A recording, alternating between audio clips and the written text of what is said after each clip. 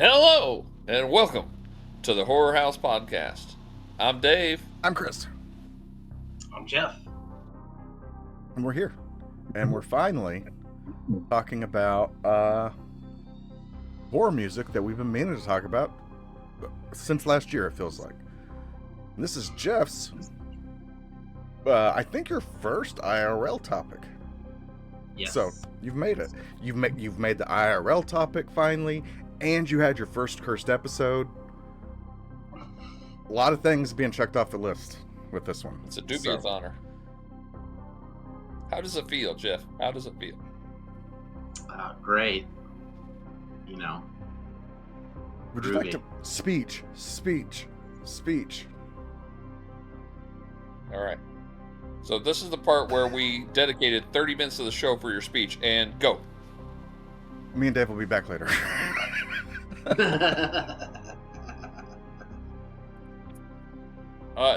For football fans, or if they watched the Atlanta Falcons game last weekend, the owner of the Atlanta Falcons was inducted into the Atlanta Falcons Ring of Honor, which is kind of like the team, Hall of Fame. The funny thing is, he elected himself into the Ring of Honor, which, okay. Interesting. Like he owns the team. He's like, you know what? Who's really been really great all these seasons of losing football? Me. Respect? I don't. Right? I mean, that's a pretty ballsy move. I feel like.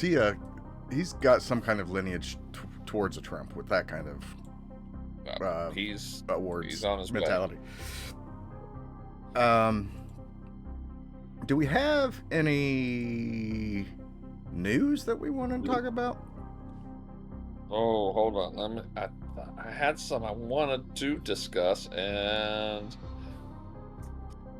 a RoboCop TV series in the works for Amazon Studios, and it is going to be produced by James Wan. So maybe we get that horror going there. No, I like that. I've been watching the Terminator Zero anime, and it's pretty dang good. We have some images of. So it's cool. I'm kind of confused. We got the Christian Bale in The Bride coming out next year, right? We've got the Wolfman coming out in January. We've got a James Wan Creature from the Black Lagoon coming out next year, and Guillermo del Toro is doing a Frankenstein next year. Oscar Isaacs, Poe Dameron, is going to. I think you mean Apocalypse. Apocalypse. No. Apocalypse, and then he powered up with Through the Force. Or Moon Knight. God, he's had a lot of Marvel shit. I didn't realize. Yeah, he's a thing. There's a new Devil May Cry anime, Tim says. Don't worry, he'll be on to discuss it. Why is he crying? Sweet. Why that devil crying?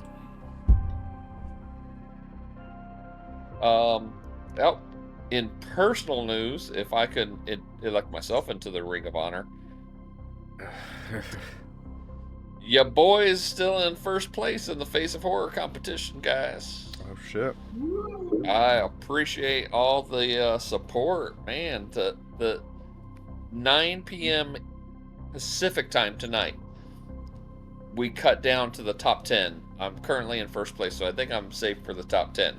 So, I love it. Love you. Thank you. If you're one of the few that are in there viewing and voting, if I win, there's a cash prize, but I get a paranormal investigation photo shoot with Kane Hodder, which I think is super, super cool. And then filmmaker Craig Singer is making a movie called Tat, a low-budget horror movie. And he is going to select 2 people out of the Face of Horror competition to be in his movie. So, The winner, That's and right. then like somebody pretty, probably. probably. Are you saying I can't win because I'm not pretty, or because I'm too pretty? I don't understand. You're getting what defensive saying. over no reason, Dave. This is ridiculous. This is My ridiculous. feelings I'm a feel like, scientist. So uh-oh. The science if you pen is win, out. I'll give you the science pen. And you can be science man from now on. Post a link, yes. Oh, okay. I will do that. I will do Post that. a link. You may get banned temporarily. One of us will figure it out. But yeah, I voted so much in my heart. Since I don't have a Facebook, I've tried to vote twice, thinking I could skirt around it somehow, and it's been like, get out of here, non-Facebook. But it's like those dystopian future movies where like you can't go somewhere without like a little, it's like I'm not scanned into the system. You got to sneak me in. So that's there. It is. Go. We'll pin that. We'll pin it until unpinned. There we go. I appreciate the support. Yeah, free to vote. You can pay for votes. Don't do that.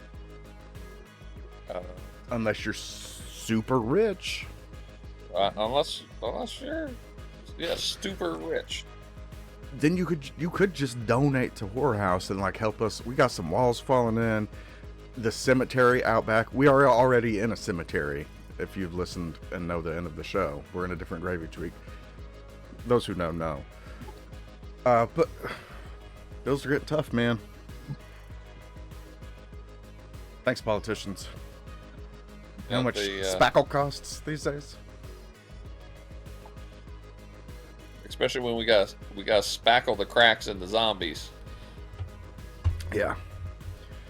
So do we have news? That we want to talk about?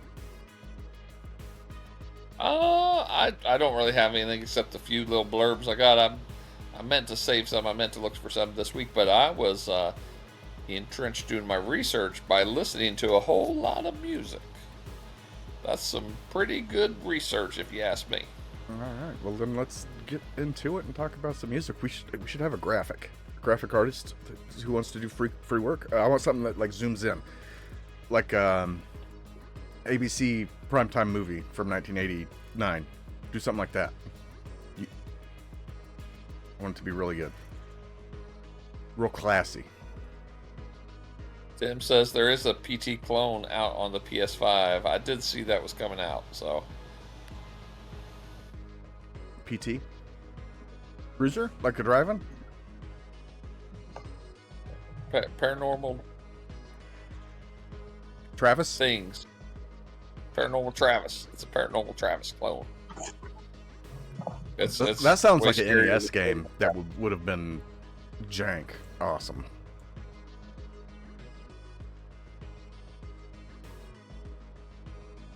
It's got 19 levels, but I've only seen the first 1.5.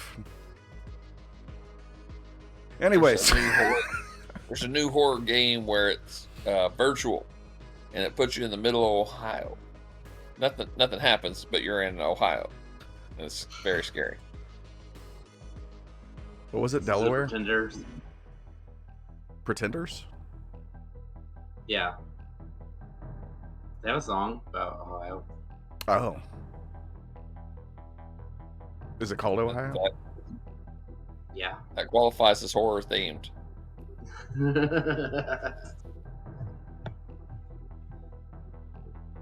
Her city was gone. My city was gone. No downtown. Okay. So, if you want to be cool and do like what I'm going to do tonight, bring up your Spotify's or whatever, Apple Music or Napster, LimeWire. You guys using the LimeWire these days? And we're going to talk about horror music. And I'm going to try to listen to shit as we do. Maybe we'll learn something. We'll find something cool. But this is Jeff's episode now. Jeff, whenever you're ready, take it away, and drive this boat, horror boat. All right. Well, mine IRL is about horror music, and it's I guess artists that Jump scare. or right out of nowhere. Music It's the and first episode. album art.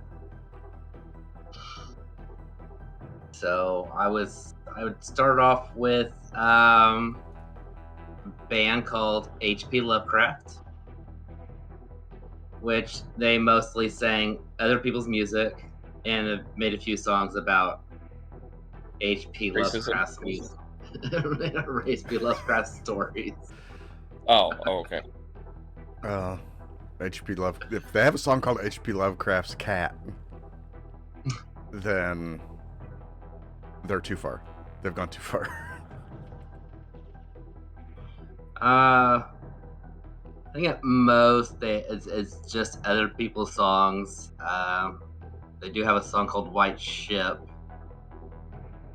which is an H.P. Lovecraft story, Is it racist? and it's racist. It's not all And about on the- racism. Jesus.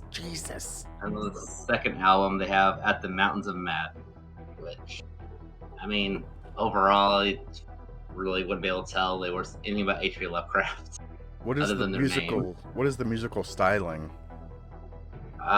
Folk, psychedelic, and folk mixed together. I have found them on Spotify, Mhm. and looking at the cover art, you do get a psychedelic kind of. You're like, this is gonna be, and it is. The Mobius Trip is the first song. It is. It's like if we took acid and then somebody was like, "Hey, do you want to play acoustic guitar?" And then it is a.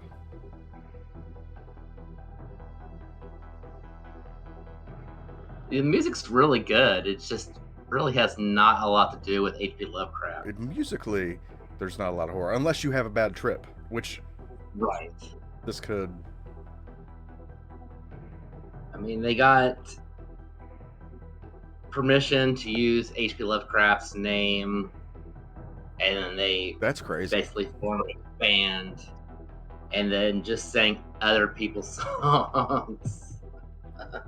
Great idea. Let's start a band called James Hetfield. Anybody with me? Woo! He may agree. Um, I tried to look them up on Spotify, and I found instead a German reading of H.P. Lovecraft's tales. So, Oh yeah, I bought a whole Yeah. collection on Amazon of audiobooks that has his whole shit. It's great. It's so good. It's like, it was so cheap. It was almost free. Some of them are.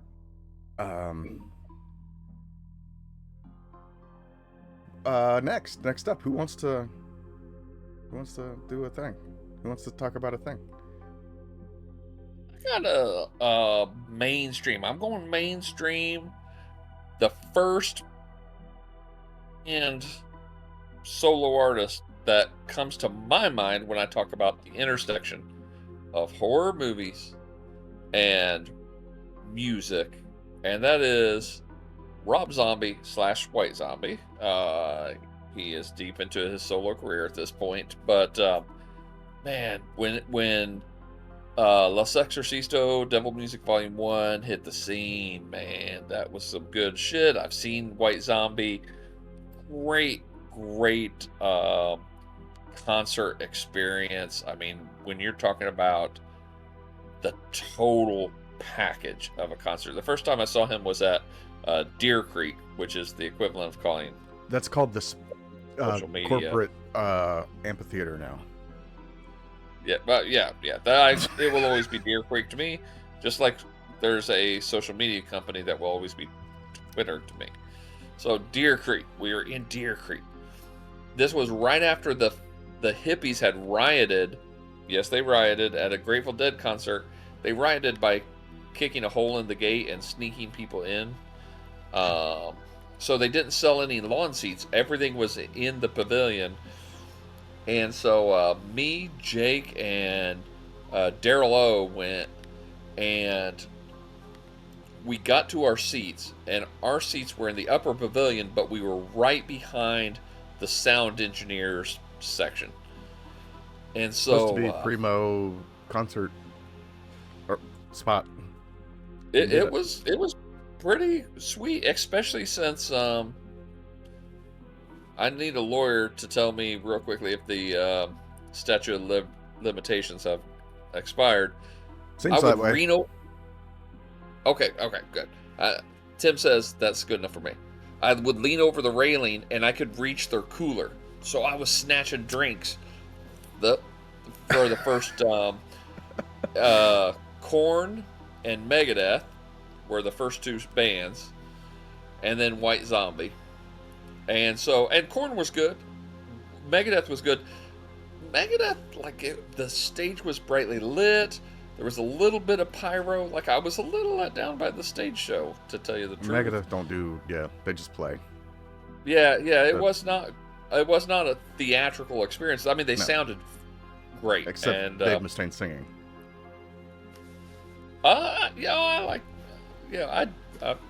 We'll leave Mustaine.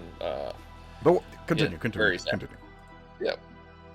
But then when it was time for Zombie to come on, they turned all lights down. It was pitch black. Like, they did it without even warning. Nobody even knew what was going on.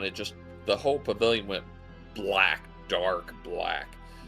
There were people that were, I heard a scream. I mean, people were kind of rattled, thought maybe the power had gone out to the whole venue. And then you just hear a gong. Boom. Boom. Everybody stand. Boom. Boom. Everybody stand now. And then everybody stands up. And then the lights start coming back on. And the first thing you see on this giant movie screen that has come down, or a projector screen that has come down, that wasn't there when the lights were on before.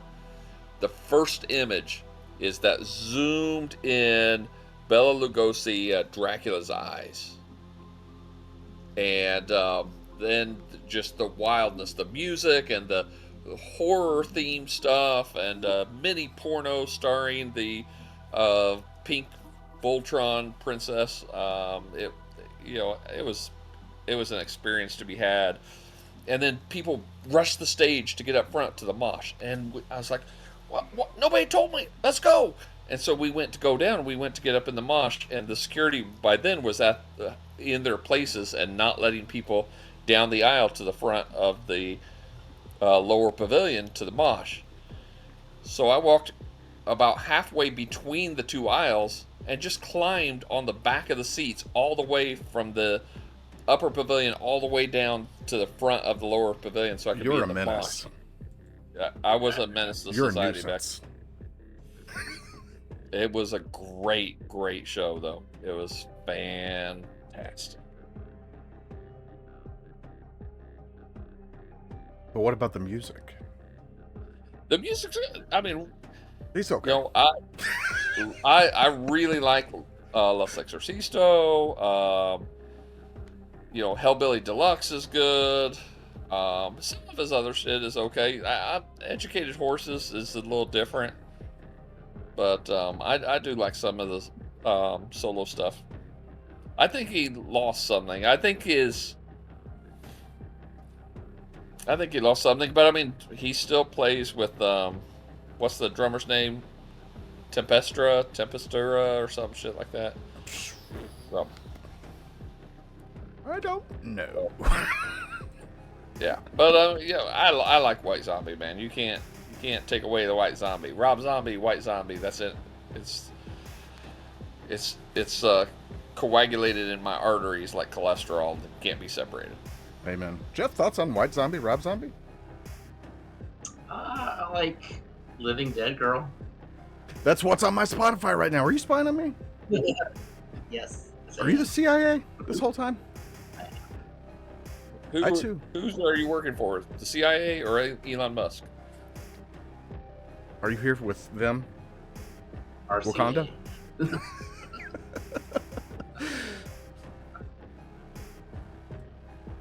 Oh, I guess, Chris, look in Jeff's direction menacingly. Okay, we can go back to normal. All right. I miss a whole joke. He's working for Elon Musk. We know. Oh, we're giving the stink eye.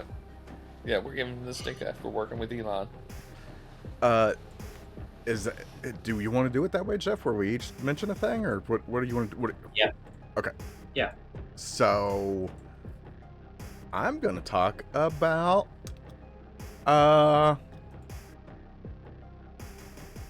Metallica. They have a lot of Cthulhu songs, which I don't think, somebody that just knows, like, the Metallica hits would even know about. And some of them don't. Some of the first one was an instrumental. That's fucking awesome. Creeping Death. What? Isn't Creeping Death based on the Cthulhu? No, that's the song before it. The same album though. And then The Thing That Should Not Be on Master of Puppets is another. Like, I used to not like that one when I was a kid. Jeff, what's your feelings overall on Metallica and the horror music? Yeah, I'm gonna opt out of that one. Dave, what is your? I mean, Metallica is the most polished metal band of that. They're not Polish at all. They're slightly polished. Of that, like, that golden age of metal that we had there, and Metallica was the most polished, the most, like, they play instruments well, they sing well. I know. Well, one of them plays their instrument well. Some of they get a little shit in the drums area for some people, but lead guitar has not been hot for 30-something years. I like James Hetfield. He's my favorite. He could fire everybody, and it's still Metallica to me. Anyways, but look at the imagery. Like, okay, let's go to their biggest commercial success, Black, and the imagery in Enter Sandman. Like, that is horror imagery. Unforgiven. That's Epilepsy, the music video. With the flashing. A little bit. One of my favorite songs from that album is Wolf and Man. I love that song, and it's just got this vibe that hypes me up, but also, like, I feel like that song always called to the beast. That's why it always hypes me up. Like, yeah, I'm a man, I'm a beast, I'm on the hunt, Mr. I'm on the Beast. prowl, so that always gets me going. Look at the horror of war expressed in the Disposable Heroes. quintessential Best song ever. Metallica song 1. Disposable Heroes is better. But agreed. Let's move on. Jeff is bored with Metallica. We gotta move on. But yeah, what's next? 2 out of 3. 2 out of 3 ain't bad. 2 out of 3 ain't bad. Jeff's a tough critic. He is. Jeff, what do you have next? A band called The Darkest of the Hillside Thickets, which is from H.P. Lovecraft's The Tomb. That's where they get their name from. Okay. They have a lot of songs that talk about Cthulhu. Are they bluegrass? No. Based off this first song I'm listening to, they ain't bluegrass. Oh, okay.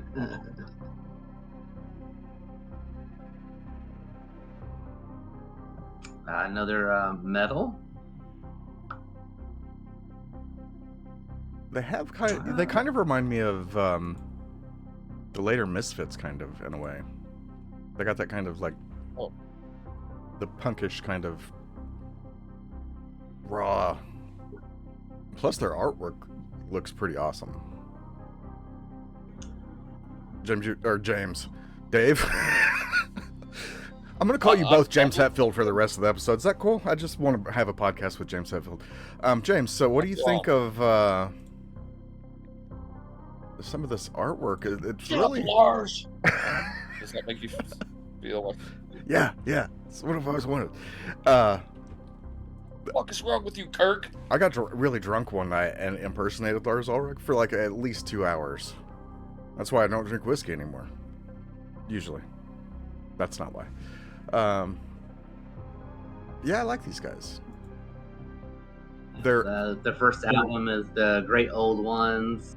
And they have another one called Cthulhu Strikes Back, which looks like, the Emperor Strikes Back. And then they have the Dukes of Alhazard, which is kind of like. So amazing. I'm kind of skipping your music here. They have a song called "The Great Molasses Disaster." So I'm pretty sure, just on first glance, this is based on a true story where a molasses factory in like New England exploded and like 7 people drowned in the river of molasses as it coursed through the streets. We'll never forget.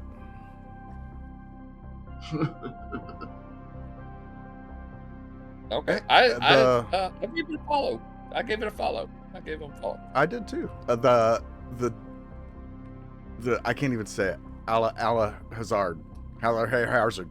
Hazard Bizarre has a Dukes of Hazzard kind of thing to it. They're in a hot rod, and then there's tentacles, very Cthulhu-esque kind of. Or snakes. Snakes or tentacles, but that reminded me of Ronnie James Dio, who we were talking about. Were we even streaming then? I think we were joking before we started. So, inside jokes. Pay for the Patreon. Maybe you'll get them one day. If we ever open a Patreon. I don't know. But yeah. Chris must.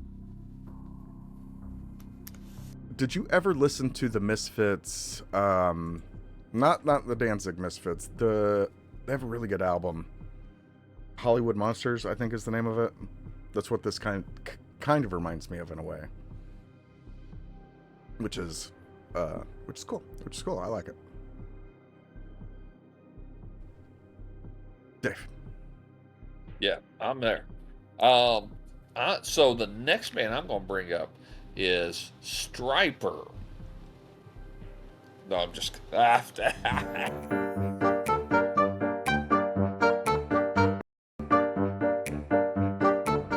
didn't wait for the meow, so we got a lot to get through. So Misfits is on my list. From the iconic skull imagery that they adopted, which is based on the Crimson Ghost movie, which is about this villain that is trying to capture a device that will short circuit and basically take the whole world back to the Stone Age by destroying all electric devices. Not dissimilar to Escape from New York. So, classic. How can you go wrong with Misfits? A lot of getting away from just that solely H.P. Lovecraft back to all that cheesy horror that is so good, that I love so much, that I think we love so much, and the references and the callbacks and the songs, and it's all there. I'm not a huge Misfits listener, but I do dig them. I'm about the same. Every now and then I'll get hot for like a little while, straight Misfits or some straight something in that kind of arena, and then did them pretty good. Well, you talked about the Misfits, so I don't have to. What I'm going to talk about now is Danzig. No, I'm joking. No. I mean, what else is Saw there? Win? God bless you. One of, fuck it. I'll talk about a couple real quick just to get them out of the way. One being, doesn't have a lot to do with horror, but the Ramones have the Pet Sematary song, which is one of my favorite Ramones songs. I have a cover of it that I've never put out anywhere. I don't put things out, but there's no singing on it yet. It's never gonna be finished, but I liked it enough to do that. Stephen King references the Ramones a lot, which is how kind of that came to be. Dokken, Dream Warriors, Stranger Things, yeah. Anyways, Dokken. Stranger Things? Dokken. Dokken's in Stranger Things? References Ramones. References the Ramones. Oh. In the first season, there's a heavy Ramones. I thought you meant when like she went to Chicago for that weird episode. She's like, I'm punk now. I'm never going back, Dad. Sheila is a punk rocker. Is that what the? Never. Anyways, She became a lesbian for an episode. Yeah, I remember that one. those are the two like movie, like songs I always remember. If you were to say horror movie music, I'd be like Dream Warriors, Pet Sematary. Bam.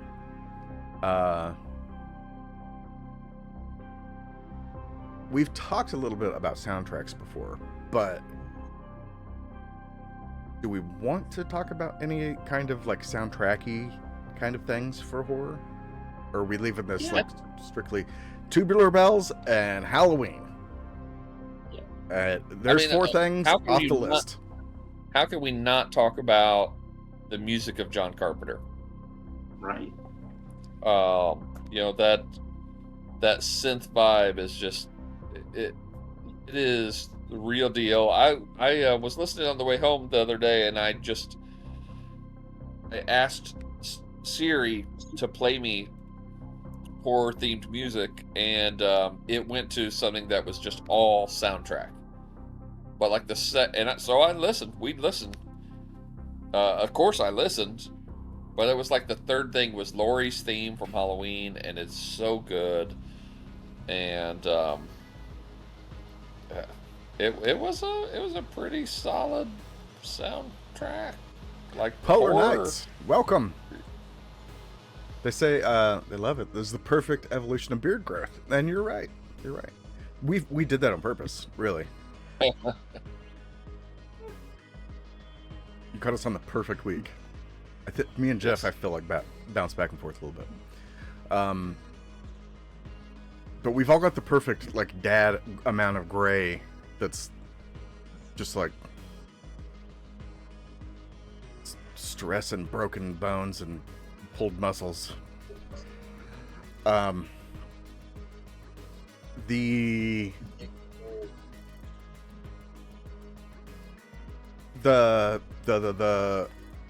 John Carpenter has carried me through a lot of Horror House episodes in the background, listening to as we talk bullshit. John Carpenter. It may have even been as recent as last week. I forget. His albums that he's put out that have really nothing to do with the movies. They're just like musical things he's put out in the last 5+ years. Dark themes. Go check them out. Buy them. Or listen to them for free. I don't know. Buy them. Or listen to them for free. Got LimeWire. I don't know. He's got enough money. But Tubular Bells, in particular, is horrifying to me. I kind of hate it, but I love it at the same time. If the room's dark and it comes on Spotify by accident, I'm like, I don't want to do this. I'd rather not do this right now. That's horror music to me. Jeff, what do you have next? There's a symphonic hard rock fusion of radio theater and cosmic horror, adapted from H.P. Lovecraft's The Dream in the Witch House. Okay. That's the name of the band, The Dream in the Witch House? Yeah, it's the name of the album and the band. It's basically just like people just got together and just kind of made this thing from different bands or whatever. I love So it's a Lovecraftian rock opera from 2013. The Oh, I found concept it. album. Okay, I found it.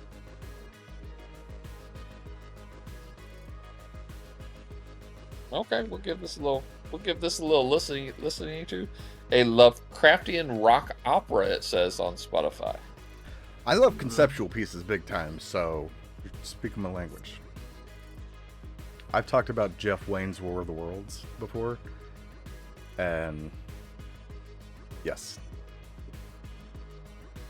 And baby boy. that may be a little too old for some people, but it's fantastic. It's fantastic. I'm going to throw in, and I called dibs on this band. Oh, it's my turn. Yeah, I'm going to jump in. Okay. Before I jump to my band, I am listening to your Dreams in the Witch House. And we've got like a priestly chant going on right now with some traditional church music transitioning to some synth add-in right now. And I gotta say, I like what they've done with the place.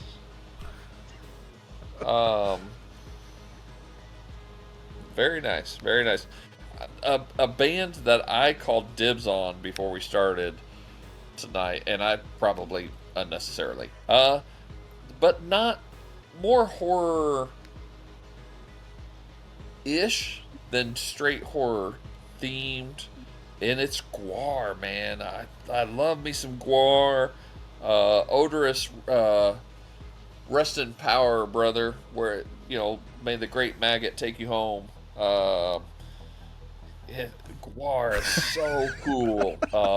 From the first time I got turned on to Gwar, in Gwar VCR tapes and watching them just baked out of my fucking gourd.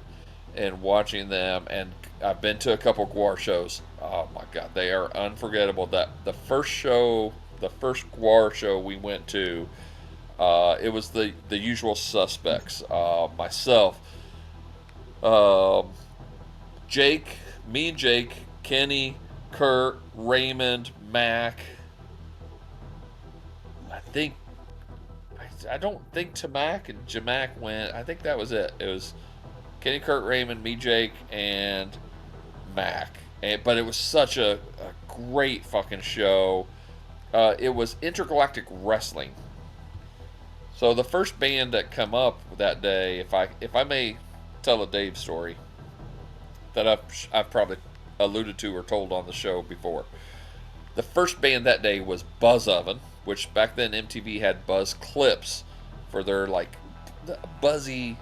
This is the catchy video for the week. So Buzz Oven opened the show, and they sucked. The music sucked. The stage show sucked. They took a break. The second band was Bile. And right before the show started for Bile, they wheeled out, looked like a high school AV setup. A cart came out with the TV and a VCR, and they played the video, and it was just static on the TV, and the band came out after a minute and took their places, and it's still static just on the TV, and they had it timed out just right, whatever they did with it, and then as soon as they started playing was when the video started playing. The video started with this woman spread-legged, naked, and a little something hanging out. But it wasn't a tampon string, it was like paracord.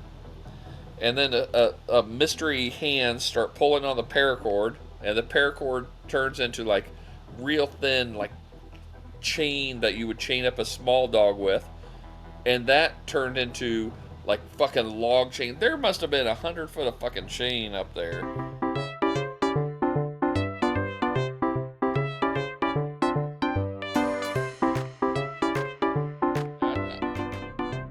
I, are we done? Are we done? Or just not impressed? And then they started showing the crazy stuff. I won't even talk about it because it's too much. It was insane. That was the least. The implication is enough to almost make me want to technical difficulties again. Oh my god, that was the least crazy thing they played. But while they were playing, and the bass guitarist for Bile was a giant. Like, he was the biggest black man I've ever seen, and he had a hockey mask on, and he's playing guitar. He's just huge, just towering. But Slymanestra Hyman from Gwar was dancing around on the stage. She was breathing fire and shit, and she pulled this dude out of the crowd up on the stage, and he thought he was hot shit. Like, he's like, woo! She dances over to him, and she's like, ah! And she takes his shirt off, and he's like, woo! She gets down on her knees, and she grabs his shorts and rips his shorts down one quick move, and he's like, woo! And then he doesn't even realize the band has quit playing music, and the bass guitarist has come up behind him and grabs his hands and yanks his hands behind him in one quick motion, kicks him in the back. He falls to his knees, and the band is on him, just punching and kicking him. And meanwhile, Slymanestra goes over there and breathes fire and burns up his clothes on the stage while they're kicking the shit out of him. I did see him in the break between Bile and Gwar, and he was having the time of his life. They gave him all kinds of fucking shit from the merch stand, and he was going home with memories and bruises. But then Gwar came on, and it was Intergalactic Wrestling, and I've seen the videos, but they did that shit in real life. The first wrestling match was a 2-on-1. It was O.J. Simpson and Frank Sinatra against Slymanestra Hyman was the first wrestling match. So while they're playing music, this wrestling match is going on, and they're narrating the match. I mean, if you've seen a Gwar video, they're fucking chaos. And at one point, Frank Sinatra, his nickname is Old Blue Eyes. She poked his fucking eyes out, and they just squirted blood out of his eyes, out of the costume, all over the crowd. And then she takes O.J. Simpson, and she squeezes his head until his whole face explodes in a gush of orange juice all over the crowd. And it got wilder from there. It was, I think every one of us ended up sick with pneumonia because it was like February, and we were soaking wet with God knows what when we left. And I understand. It was such a great... What year would you have said that? Would you say that was? Over under 90, early 90s, 90, early 90s. A guy, what year would that have been? Like maybe around the year 2000. I worked with a guy that went to a Gwar show. Year 2000. And when he came back to work after that, he was so bruised and beat up. And everybody's like, "What happened to you?" He's like, "I went to a Gwar show." And I forgot all about that until you telling that story right now. Godspeed, whatever your name was. Anyone who has spent multiple nights in a mosh pit. Dude, I'm too old for me. I'm too old for that shit these days. I admit I'm too old for that shit these days. But mosh pits are so fun. But the mosh pit is less violent the more people are in it. The more you're just crammed in, you're just pushing and shoving, and that's way less violent. I have felt a mosh pit, if that can even make sense. Saw Megadeth, made it to the front for Megadeth. I felt the mosh pit behind me, but at least there they didn't fuck with the people more in the front. It was more of a behind the front kind of middle section craziness. Yep. But I felt it undulating and fucking. If I turned around and saw just hell opening up, I could have understood because I could feel it behind me at the time. But I was like, I'm not leaving this spot. I'm gonna catch a guitar pick, and you can eat ass. I am staying right here, and I did. They didn't fuck with me. Anyway, I've Jeff, only been, any experience with mosh only been pits? in a couple that really got violent, Nah. and one was fucking Metallica and Kid Rock and Power Man 5000. They got so fucking violent, but it was because there were like a group of like 6 douchebags that would barely fucking pity pat each other, but as soon as one other dude come in, it was like fucking the only girl at the church league basketball game. Like everybody was on fucking top of you, and they would fucking tag team you. I saw them several times. They'd hit somebody, and instead of hitting you and bouncing off, they would hit you and hold you still so someone else can come up behind with like a kidney shot. And so I saw this one dude take at the Kid Rock Metallica Power Man 5000 show in Kentucky. This one dude, I saw them do that. They set him up, they got him with the kidneys, he crawled out of the pit, and then they were back to their tippy tap shit until one person got in, and they always had the numbers.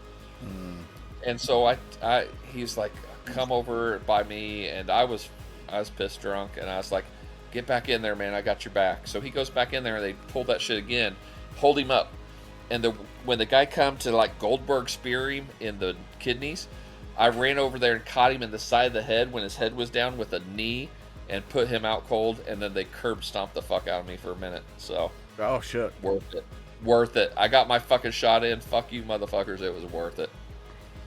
You mosh pit people are crazy. I'm too old for that shit now, but I was too old for it when I was a young man. I'm like, I want to watch the band.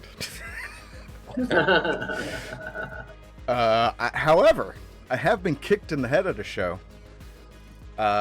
Wasn't in the mosh pit. I was down on the floor. You'll never fucking guess. Tim, Jen, if you're still here, I've told the story at least 40 times to you. I've probably told it to Dave. I don't think I've got to tell it to Jeff before. So, Jeff, welcome to your first telling of this story. You'll hear it many times for the next several years. I went to see, what are their names? Three Doors Down. And Fuel, I still love. It was, I was along with somebody else. It was not my vibe. But we get down there, Three Doors Down, boot to the back of the head. Somebody was crowd surfing, and I was like, but there was a girl that danced up on me that night too, which was great. Fuck a mosh pit. More of that. At the time, I'm married, ladies. But I was there with a girlfriend at the time who noticed that this happened, and that wasn't the best thing that ever happened. So maybe mosh pit would have been better. I don't know. Listen, things happen. I don't know. Anyways, Gwar, great imagery on the Gwar. started out as a there's a great on Shudder documentary about Gwar, and they started out as in a like flophouse art collective building, like an abandoned factory that all the artists just moved into. Yeah. And there were dudes doing punk music and rock music, and dudes, Techno Destructo, who was doing the costumes and the art shit for these wild ass costumes. And he's like, hey, let's do something together. And they did, and he did comic books and shit like that. And it's a great documentary, and Gwar is an experience. So I saw Gwar with Odorous twice, so pretty happy about that.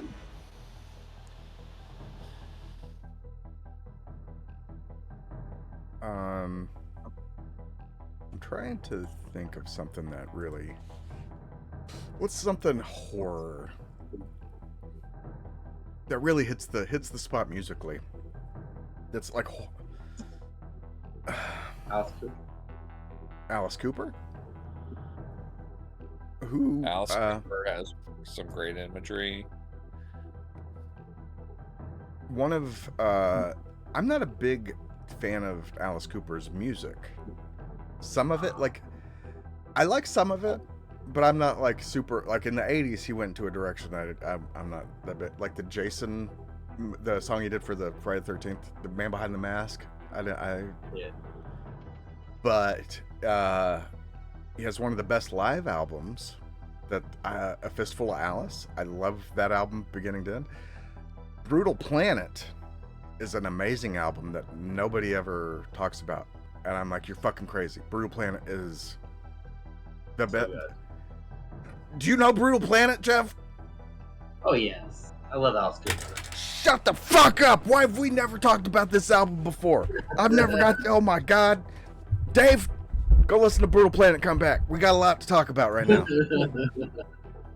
Oh my god, that person that I was with at Three Doors Down gave me a CD once, and she's like, "Here, I don't even like this." I'm like, "What is it?" She's like, "Some Alice Cooper thing." I listened to it. I was like, "This is fucking badass. This is awesome." So connection to Kiss, the drummer on that is Eric Singer, who's been in Kiss forever now. He's such a great drummer. But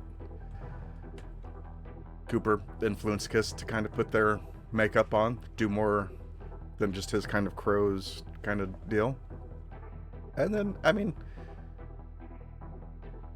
he influenced, in that way, influenced them, influenced the entire 80s glam era and everything after that has theatrics in it, because I don't know that anybody, even now, except for me, Gwar is a very extreme different direction, but like the way he does it, I don't know that there's anybody that quite puts on a show the way Alice Cooper does, who I've never got to see live. I would like to see him someday, but I have not got to. Jeff, I'm gonna hand Alice Cooper over to you, because I feel like you need to talk more about Alice Cooper. I got to see Alice Cooper live with Ace Frehley a couple years back. Yes, I remember news of that. Yes, it was very good. His stage show is awesome. He does, I think it's like his daughter goes on tour with him, and they do this whole elaborate like stage show. Yeah. For all the different songs, like Feed My Frankenstein. He has a giant Frankenstein thing that comes out. Dead Babies. I know he has like a guillotine thing set up. And I think there's a few times where he gets killed on stage. Yeah. I randomly saw a clip of him getting beheaded on TikTok just a couple days ago. I'm like, that's so cool. Yeah. That's so cool. Yeah, he talks a lot. He sings a lot about having sex, necrophilia.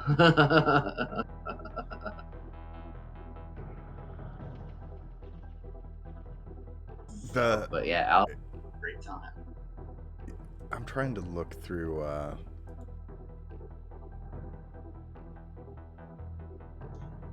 Poison. That I absolutely forgot about Poison. That was a huge song. I feel like still is. Like anybody that's got an inkling for that kind of thing. A hint of horror into it if you look at the lyrics. But always, and he's so well spoken and thoughtful in the interviews and stuff, because when you, even back in the 70s, during the heyday of Alice Cooper and that kind of stuff, they would talk to him and be like, "What?" He's like, "It's not even it's like vaudeville, it's theatrics, and we're putting on this show." And he's like, somebody come up to him, some like old-timey actors, I'm forgetting the names, but like old-timey, and you're like, why would they have any association with Alice Cooper? And they're like, what you're doing is great, it's like vaudeville. And he's done it for forever, and he may die doing it. He's gonna do it until maybe they'll do, I feel like so Kiss is retired, and they're they're threatening the world with doing an AI, a CGI Kiss tour like the ABBA thing, which is cool. Wow. I can't wait for free tickets that radio stations give away because I don't give a shit. Anyways, but if there was an Alice Cooper thing in that kind of vein, that could be cool because I feel like he could fit into other things. To see Kiss, I love Kiss. Don't get me wrong, but it ain't. But I could see Alice Cooper do something in that, and it be kind of neat. Why am I shitting on Kiss so much tonight? Fuck. Am I a Kiss fan? I do sound like this is the most I've sounded like a Kiss fan in 20 years, actually. Fuck Kiss. Kiss sucks. Go Kiss. To piggyback on, Alice Cooper is separate from the stage show and the act of that. He has a charity golf tournament he does every year. The dude is a 4 handicap. And how old is Alice Cooper nowadays? 73 years old. And he has a 4 handicap. That is amazing. The dude is an amazing golfer. He looks a lot like my uncle, R.I.P., my uncle Larry. Yeah, and I didn't notice this for many years, but like if I was to have my uncle here and put a wig on him and makeup, I feel like got pretty close to Alice Cooper, which is awesome. I should have tried to talk him into it many years ago. Anyways, I don't think Alice Cooper's handicapped though, Dave. He's capable. Incapable. Oh my God, Jeff! I can't believe you know what Brutal Planet is. That makes me so happy. Yeah, it's when he went hard metal. Yeah, it makes no sense overall if somebody's like, well, Alice Cooper, 18 and stuff, and then you're like, Brutal Planet, and you're like, wow, okay. It's so different, but I love it. Yeah, a couple albums where it was just completely hard rock. And it's like, oh wow, he completely changed his. Yeah. And then he kind of went right back into his old groove after that. Yeah. So. When he did that, like, because I love Brutal Planet so much. And what was the one after Dragon Town or something? Yeah. That was a little bit not as hard edged as that, but still. There's a song on Dragon Town about being a fucking sniper, a fucking person for hire. Alice Cooper's cool. Alice Cooper's cool, man. Oh yeah. Anybody else? What else are we talking about? What else are we getting through? Getting to? I've got on my list the pioneers of horrorcore, hip hop, horror band, Gravediggaz. Okay. Man, these guys were real deal. They have a song about suicide. They got a song called "Diary of a Madman." That they're real deal horror rap, and there's really a lot of rappers that are into the horror stuff, man. Ghetto Boys, it was one of my favorite. Bushwick Bill was their midget like rapper that was in part of the Ghetto Boys. Aside from his real life horror stuff, where he got high, went to his girlfriend's house, tried to commit suicide by forcing her to shoot him, but she tried to fight the wrestle the gun away from him, and it went off and shot him in the eyeball. And the picture of him on the gurney on his way into surgery with the rest of the rap band around him is the cover art of their next album. But they're super hardcore. They've got songs about killers. They've got a song about like all the different slashers. There's Somebody Tried to Kill Me is got a real horror vibe, like that paranoia, and the different. Feel like somebody's they did that song? That's cool. No, Somebody Trying to Kill Me. I always feel like. Oh, I didn't know those were the words. I'm sorry. Yeah. Somebody killing me. He's like singing. One rapper singing about every time he looks in the mirror, he sees brother trying to kill him, talking about the reckless lifestyle he's living, the drugs. Yeah, he's looking in a mirror all the time. Come on, brother. Me and my homies on the street. Last Halloween, snatching bags. He's talking about him and his homies on the streets of Halloween, snatching bags. And this dude comes up to me, Tim, and he punches him in the face. And the dude goes down, and he's like dropping them bees on him. And he's like, then I realized, I looked around and nobody was there, and my hands were bloody from punching the concrete, and it was all imagination. It wasn't even close to Halloween. The Ghetto Boys, man. Yeah. You went from Gravediggers to Ghetto Boys. Gravediggers, Knocking 'em Ghetto out. Boys. Bone Thugs and Harmony. They got a song One-Eyed called, Willie. I guess that's what he probably called Ouija, himself are you afterwards. with me? Watching me. Are we still doing that? We could do some Thriller. We could talk some Michael Jackson. Great video. Vincent Price. Also, Fun fact, Vincent Price had his option when they hired him to do the rap for Thriller. A percentage of album sales or a flat fee. And he took the flat fee. Idiot. but then, I mean, he was an older gentleman at that point, so I kind of respect He didn't need much He's money. like, He fuck, didn't need that. fuck this. Kind of speaking of Vincent Price, but Iron Maiden, Number of the Beast, has an intro that a lot of people thought was Vincent Price for a long time. It was not Vincent Price. I think it was just a tour person they had, like I don't think it was a tour manager, but something along those lines. And when I found that out, I quit believing in most things that I read, because I'm like, life is a lie. I thought that was Vincent Price my whole fucking life, and now you're telling me it's not. Why should I believe in anything? And Alice Cooper has Vincent Price and I think at least a song of his. oh really? I don't know which one is that. Do you remember? Black Widow. There's an intro to Black Widow where they're going to like a museum, so it's Vincent Price telling people about all these different kinds of spiders and stuff, and then it goes to the Black.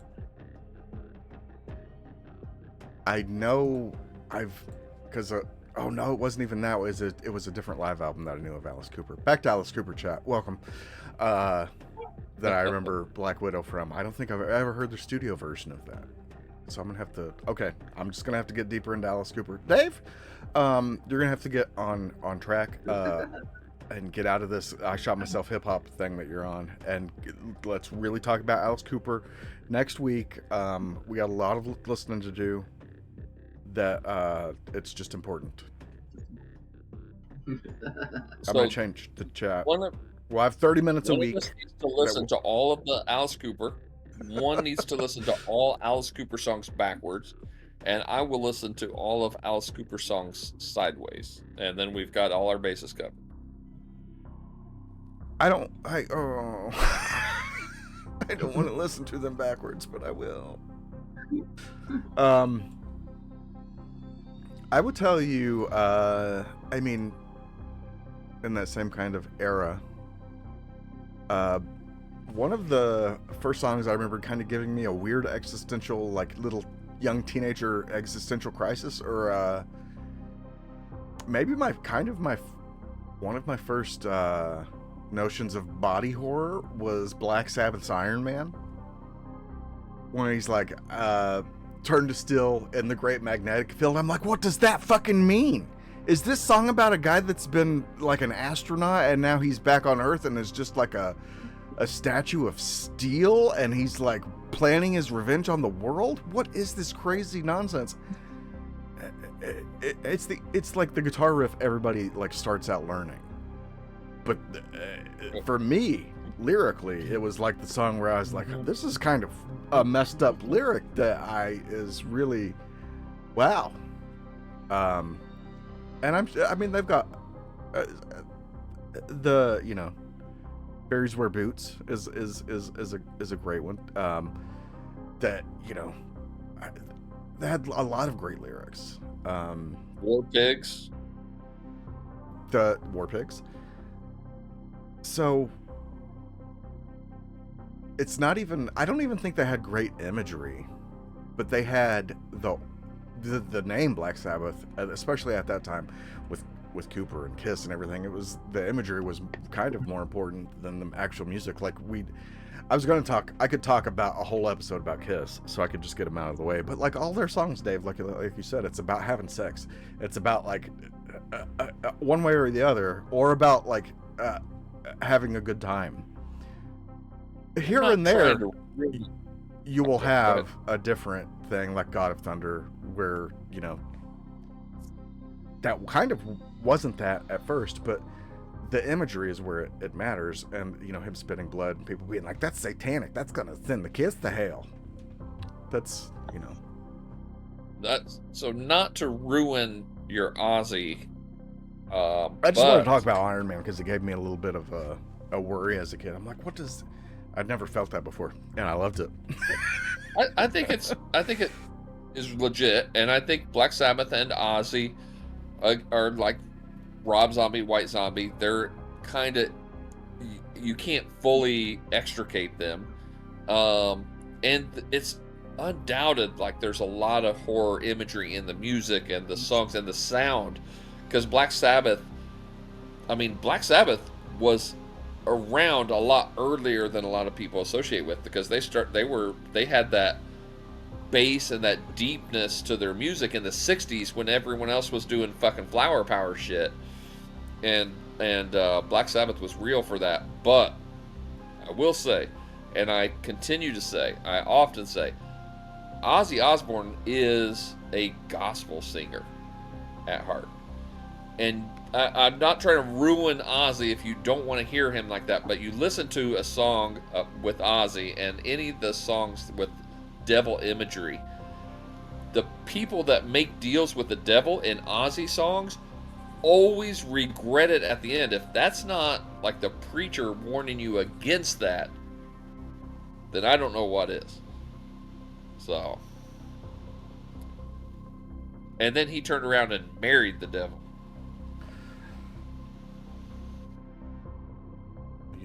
So, we can do. Don't kill me, Sharon. Don't kill me, Sharon Osbourne. Sharon!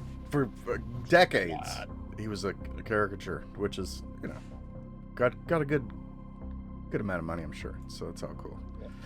Jeff, he did just last year. He did a remake with his daughter of Changes, where she did most of the verses actually. And she's singing to her dad, I'm going through changes. And then... Wow, rich kid. Yeah, we've all had puberty. Not to get emotional over this. We had to do it as poor people. Fuck you. But this was at the time when we're talking to Jackie about going to college and her growing up. And that was, that song kind of spoke to me. Wow, gonna ruin my joke with, like, emotion, Dave. Wow. Real. Wow. It was real emotions. And thank you for stepping on my emotions.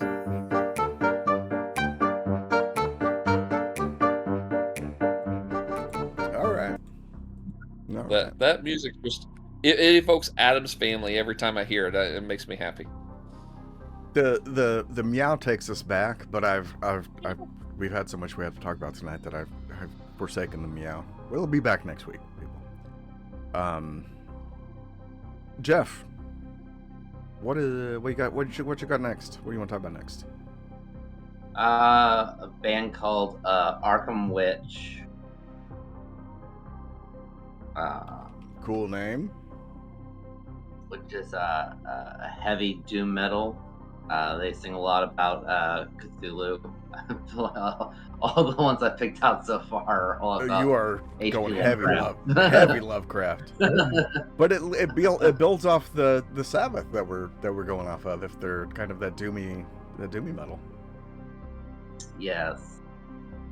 Their album art is really good.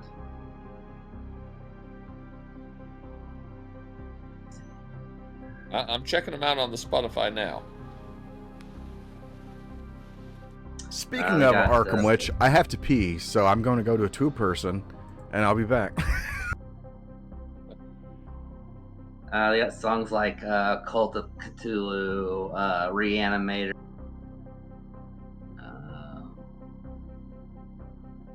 The Lord of Relia. I don't know that I've ever heard it. I don't know that there is a proper pronunciation for some of these Lovecraftian names. I don't think there is. He just wrote it down.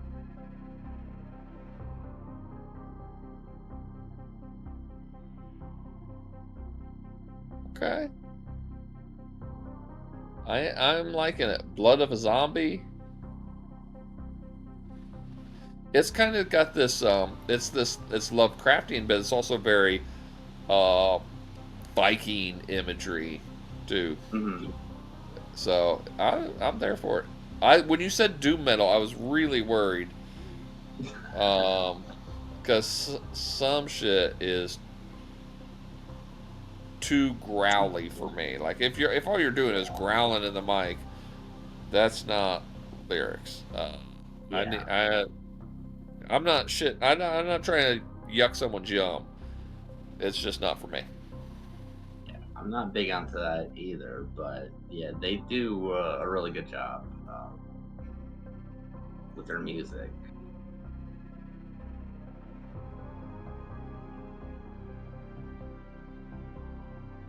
Spotify quit on me for a second. Oh, this song title is a mouthful, Jeff. Cthulhu arise into goat with 1,000 young.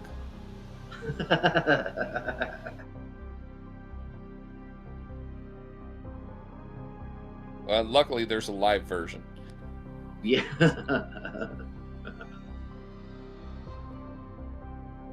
But I do like it. I I'll go out on a limb here. Even. Yeah, they got some riffs. I'm into it. I'm back, by the way. United With beer. I wonder when Chris is coming back. This is bullshit, Dave. I know I'm not muted.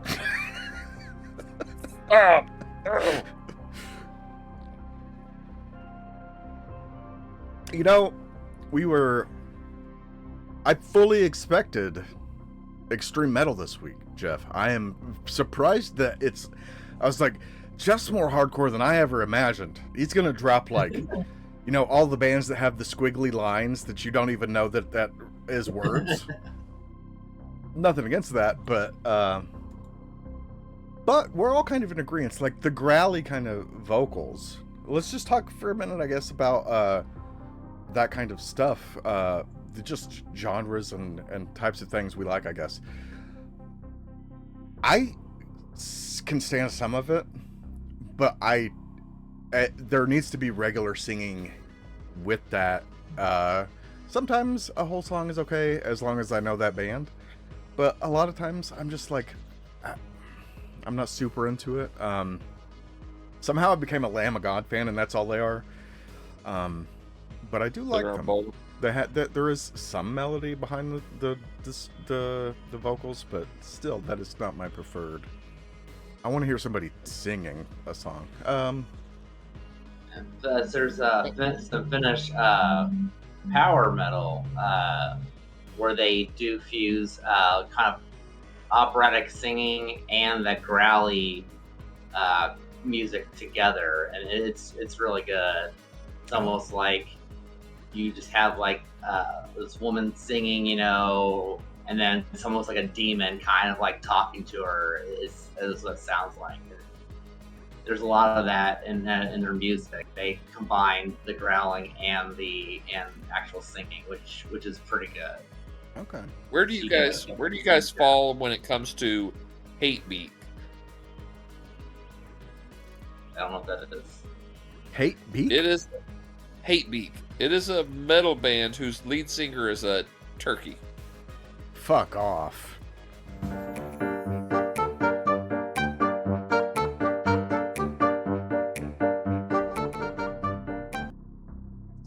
So they have songs like Bird Seeds of Vengeance. Fuck off. Roost in Peace. You're still. All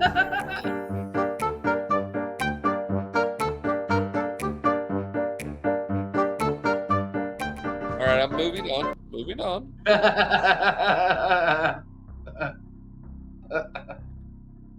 Let's see. We do have some horror jazz to discuss. Jeff has been waiting Some of it, all night for this. yeah, some of- about Screaming Jay Hawkins, a little song you may remember long before Creedence. His song "I Put a Spell on You" is really good. How far back does this fucking song go? I swear to God, it's always a level past. Like, I'm gonna learn that it's Yeah, Screaming Jay Hawkins now when I thought it was Creedence for so long.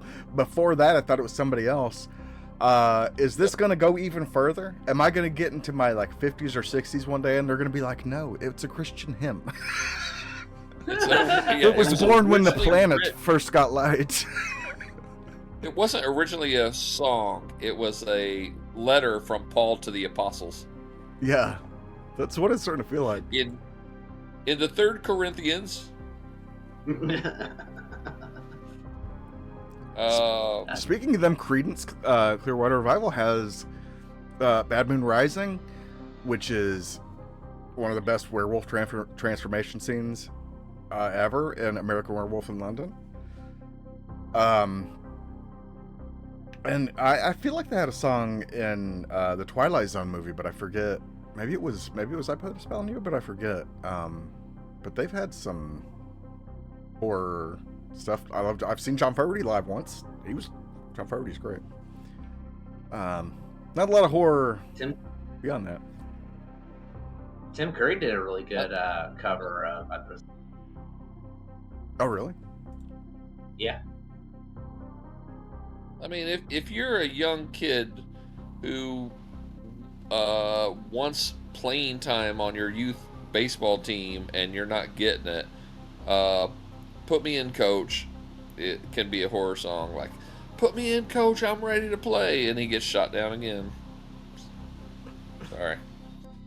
How about Meatloaf and some Meatloaf horror imagery? I will do anything but for love, but I won't smoke crack.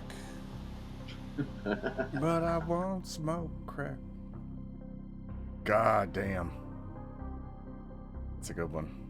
And then Tim Curry and Meatloaf were in Rocky Horror Picture Show. Was Meatloaf in that? Right? My Rocky Horror Yeah. Picture Show, Yes. I don't even know that I've seen the whole movie. Yeah, he's Eddie. I got no. I was just He's saying. on a I motorcycle. was just saying last week. Comes in, sings a song on the motorcycle, and then gets killed. Oh, I was just saying last week. I'm surprised we haven't done that movie yet. So my dad thought I was a fan of it for decades, and I'm like, I've never even watched it. He's like, that movie you like's on. I'm like, I've never watched this movie. He just thought it'd be up your alley. He did. I think that's all it was. So I just kind of pretended at one point. I'm like, oh yeah, cool. I'll catch that. I'll catch that. I've never watched the movie, but I'm a big fan of Toast. Yeah. Susan Sarandon. Great movie. Yes. There was something I was going to say. We were in the same building, a Horror Hound, with Scott Ian, who was married to Meatloaf's daughter. Just saying, we're kind of celebrities now. Right. I saw him first. I went around the corner as one of my excursions by myself. But anyways, I didn't pay him $50 for anything. I just saw him. Anthrax. I Did you got make you. eye contact? No. Did you make eye contact? That's No. next time. No. Give him the crazy eye. I'll do that. I don't want to get kicked out though. He'll probably give you an autograph for free. He's like, that's a man. Anthrax actually has some cool horror songs. Speaking of which, I'm not the biggest Anthrax fan, but here and there, I'm a pretty big Anthrax fan, which doesn't make any fucking sense. I know. They're kind of a goofy band in a way, but they have Among the Living, and that particular song is about The Stand, Stephen King's The Stand. And they've got a few songs about like zombies. Fight 'em till you can't. There's another album. What's the name of it? What Doesn't Die. They have some cool horror stuff. That they also have a Judge Dredd song before the Stallone movie. So like OG Judge Dredd, I Am the Law. So they've always had like a little bit of a toe in the horror kind of comic booky kind of arena. But they didn't go Cthulhu, which would have made them bazillions like Metallica. So good luck, try again next season, Scott Ian. Anybody else we want to talk about? Just take it. I've had 7 beers. We can be loose and fancy free at this point. If you're still listening or watching, I hope your beers are good too. We can go classic and Nice. talk about One-Eyed One-Horn Flying Purple People Eater. Oh, I didn't even think of that era. That's amazing. Yes. Dave Seville and the Witch Doctor, the Chipmunks. That is. Uh, I love it. would you say spiders and snakes? I don't like spiders and snakes, Oh, but that ain't what it takes to love you.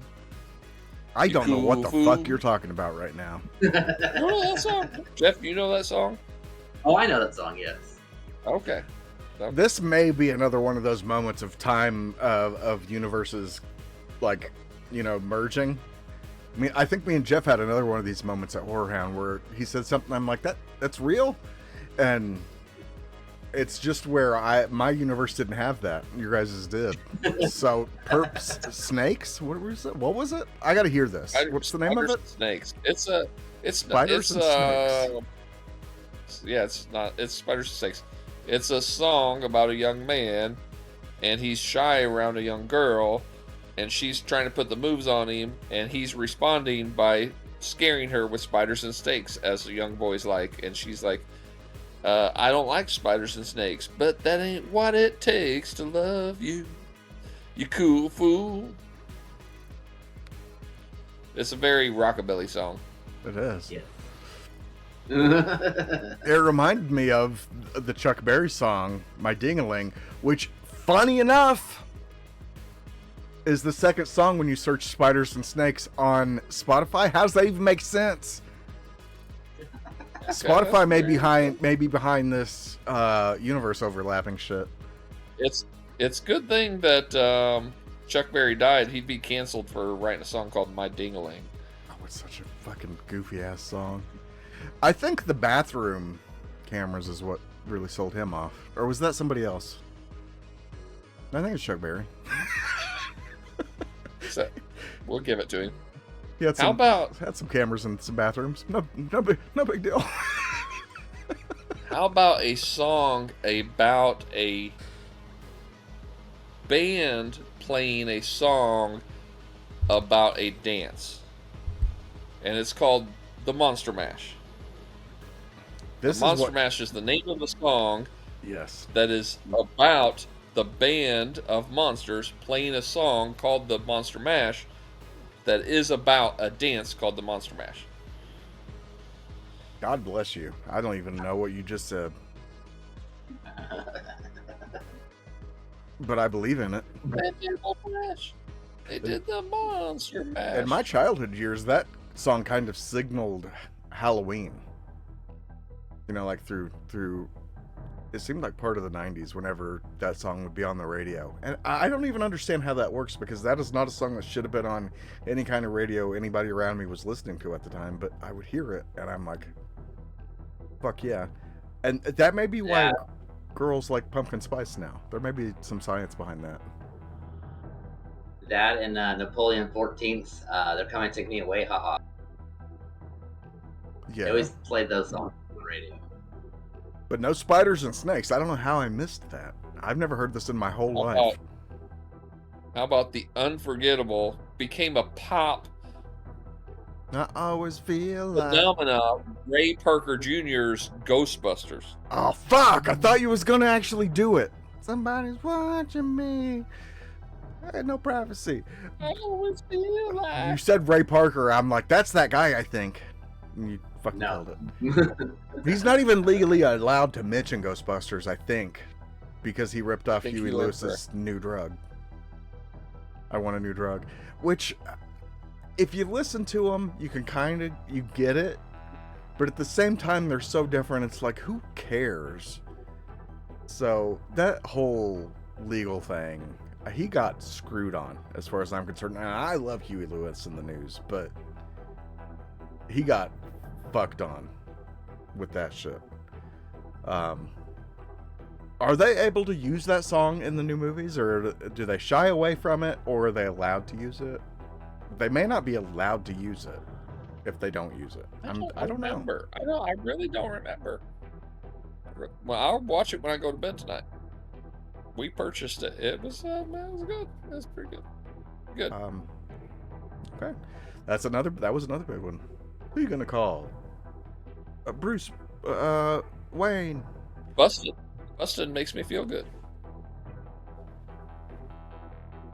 Been listening to Matthew McConaughey's autobiography audiobook. He's a fucking storyteller, man. He's great. At one point, too much busting. I'll leave it at that. You don't got. We all know. Everybody does it.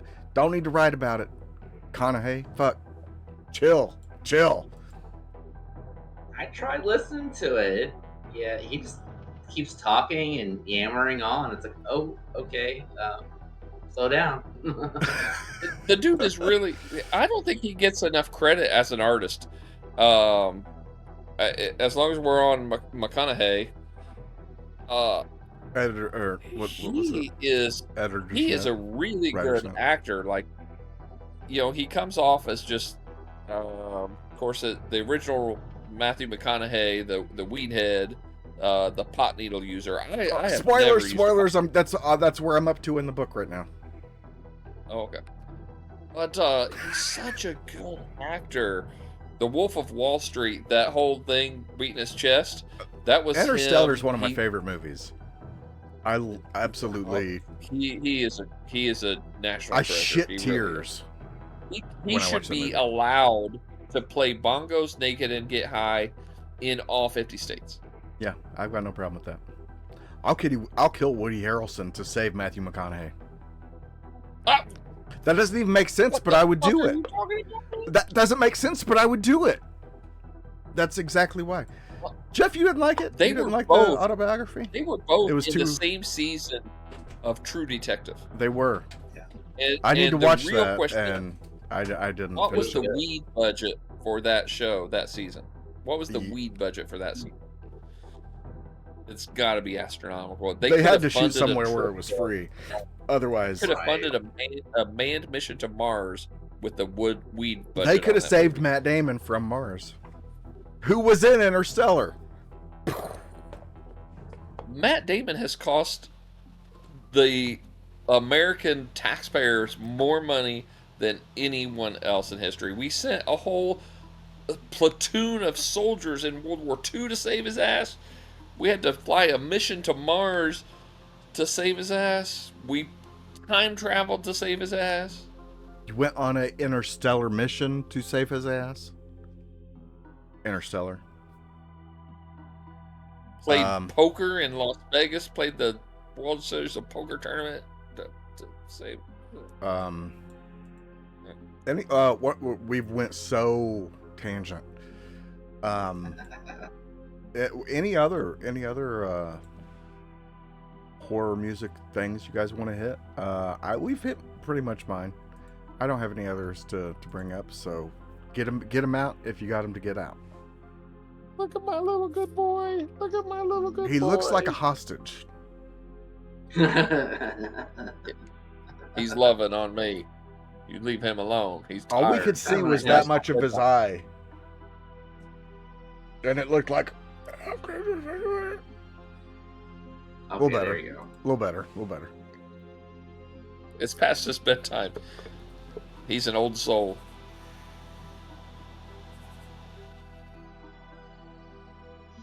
Any other music? Any other bands? You guys wanna talk ICP? about? I had a cousin that absolutely believed that they were going to usher in the end of the world. I have got to know more about this. I This don't- may be. I don't remember the exact thing. It's like when they released their 13th album or 7th album, I don't know, something like that. And then like there was a certain character or something that also brought forth something, then that was the end of the world, like without question. And somehow I they know- would know, these ICP fellas, these two guys. Shaggy Two Dope Juggalos. and John Smith would know the end of the Correct. world before anybody. I didn't I quite mean, buy I it. don't know about the end of the world. Our innovators, like before ICP, when you saw a hot chick, you said, "Show me your tits," and after ICP, you say, "Show me your butthole." So I don't think I've done either one, really. I took ICP So- in high school. You saw them? No, I took the class. Internet. with And we're ICP, in chemistry and physics. Oh. Dave, why aren't you smarter to know that? You know I won't. uh, you got us, Jeff. You got us. I didn't know you was an honor student. But you know Brutal Planet, so we should have known. Physics! He's a reader. physics. it was a class that gave you like a little bit of chemistry, a little bit of physics. So Oh my god. I got so you can told decide which way you want to go. Like your next year, you either go chemistry. I had pre-algebra, but I skipped so much that I didn't learn any of it. And then my teacher was like, "Would you like to go back to word problems?" And I'm like, I don't care. I don't know. Kiss. Final words. Let's we keep getting tangented. It may be my fault. I've had some beers. We've got Patreon footage of Dave drunk last week. I've recorded it and saved it. It's in a vault. Jeff knows. Dave may not know. It was a rough. It was a rough. I was He trying to not talk. drunk. I was trying to talk you out of being drunk somehow, which I don't even know how that works. I'm like, it's okay. Don't even worry about it. I've been there. We've all been there. And you're like,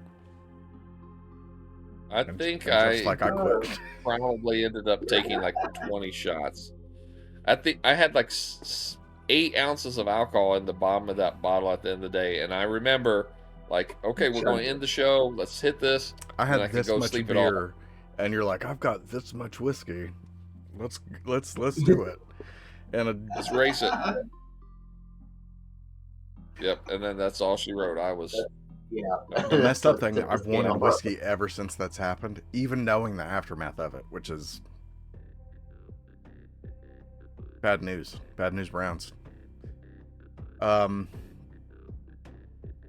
Last call for horror music. Jeff, this was your first IRL. What's your overall? How you feeling about it? You've done it. You've made it. Kind of wondering how it was going to go. I feel like it went pretty well. This was much more of a laid back IRL than we've had in a minute. Usually they're so serious. I'm like, Dave, chill out.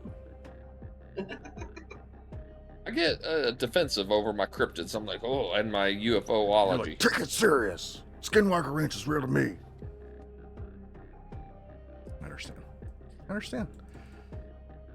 And also, you've got your first cursed episode out of the way. Hopefully, our last one of the year. Probably not. You never know. Guys, remember Rabble, to the rabble. Whether you're watching in the Twitch now, or you're watching on the YouTube later, or you're listening, please hit us up on the socials. We really appreciate that. The follows, the notifications, the comments. Let us know what you want to listen to. We do this for us, but we do this for you too. We hope you get something out of it, and suggestions, and you know, what was your favorite joke of the night? And is my doggy really the best boy? Yes, he is. Orzo's the best boy. Don't send us messages on Twitter because I don't want to have to reply to them. What the, I'm gonna take a new approach, Yeah. Dave. I'm gonna be honest. I don't want to reply to you. I don't want to have to do social media. I'll reply. I mean, Dave will. Hit me up on that. Sweetness. I'll follow you back. I'll do that much. But let's not talk. How about that? Unless you're, I'll follow back. I follow back unless you're like a porn bot. And I'll then I follow don't some of follow them back. Depends. I think that's mostly Yeah. what most of my TikTok is. It's like so and so liked your videos. I'm like, go me. I don't care if they're a fucking sex bot. Elmo decided I would prefer cryptocurrency instead of porn bots. So mostly I get Oh. cryptocurrency bots. Interesting. Yeah. Very well. I do own a little bit of cryptocurrency. I should check in and see what it's worth. Are you a Dogecoin? You're a Logan Paul coin. I don't even know what. No, it's I'm in Robinhood. I invest in Robinhood. I don't know. Not hashtag not a sponsor. So Thieves. Robinhood lets you invest in stocks, even with very little. Costner coin. Money to- I know what you mean. Yeah, because you can be like $5, and then you can buy like a tenth of a share of stock. So I'm already. See, Jeff, we'd have been in so different circles in high school because he said a fifth, and I'm like, I don't even know what that fucking means. Even in weed terms, I don't know what that means. Can I get a tenth? I'm like, what is that? How much is that for? What that? I don't fucking know. I get $20. What does that Oh. get me? The Rabble's like, God, Chris is stupid.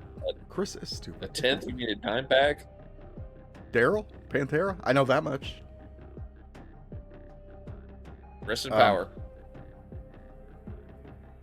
Next week, we are hopefully.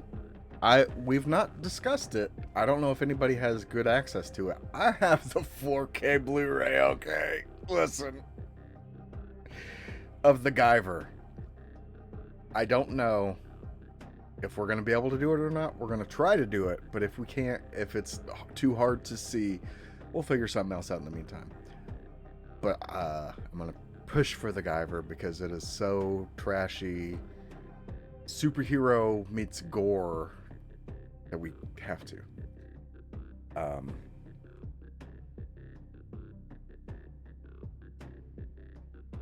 Anything else we want to say before we? I'm currently looking for it on Internet Archives. So. It's on Internet Archives. I sent a link a couple weeks ago. Oh, okay. Okay. Save 2. 2 is supposed to be better than 1, but it's been so long I don't remember. So we'll save 2 for another season. Maybe we'll get Tim on to talk about some Anime Guyver at some point. Because it is even. I've watched the American version, and it's great. I've not watched the Japanese. Get ready. You guys are going to be like 10 out of 10. And I'll be like, oh, slow down with the ratings. 11 out of 10. It's got more Hamill on it. One of those things where he's advertised immensely when he's not the main cat.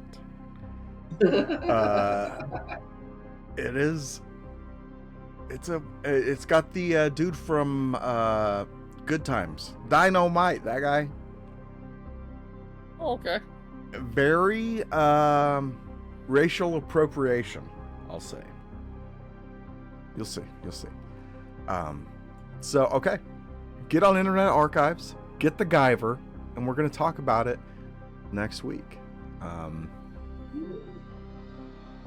So, last words, Jeff, first IRL. Last words on horror music.